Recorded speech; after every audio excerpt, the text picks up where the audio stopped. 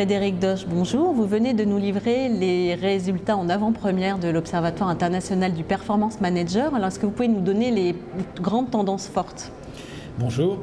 Donc les grandes tendances fortes du contrôleur de gestion ou maintenant du manager de la performance sont tout d'abord d'apporter plus de valeur ajoutée, ce qui passe par passer moins de temps sur le reporting et notamment la construction du budget. Donc il y a une grande tendance à améliorer ces aspects budgétaires et être plus efficace.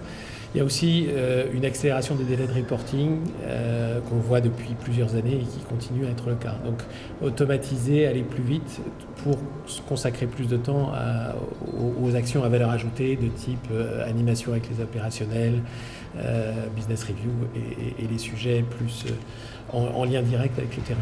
Donc à l'heure du digital, de l'intelligence artificielle et du big data, on assiste à une évolution du métier du performance manager. C'est ce que vous dites dans votre observatoire. Est-ce que vous pouvez nous en dire plus?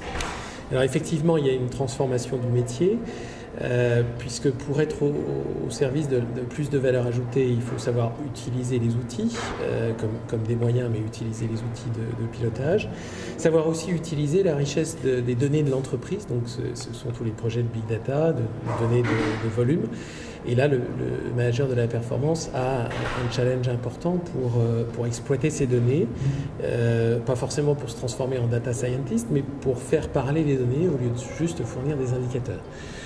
Sur les sujets d'intelligence artificielle ou de RPA, c'est encore assez naissant, mais on voit apparaître l'utilisation de l'intelligence artificielle pour le prédictif, et donc sur la partie outils, une évolution du métier qui est assez importante pour le contrôleur de gestion pour appréhender ces nouveaux outils.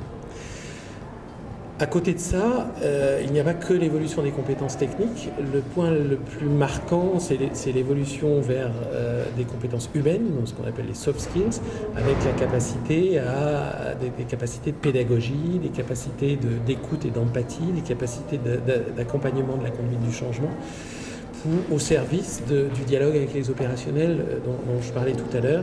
Et là, on a une priorité qui est assez forte et qui atteint 94%, donc c'est quand même assez énorme dans notre étude cette année. Merci beaucoup. Merci.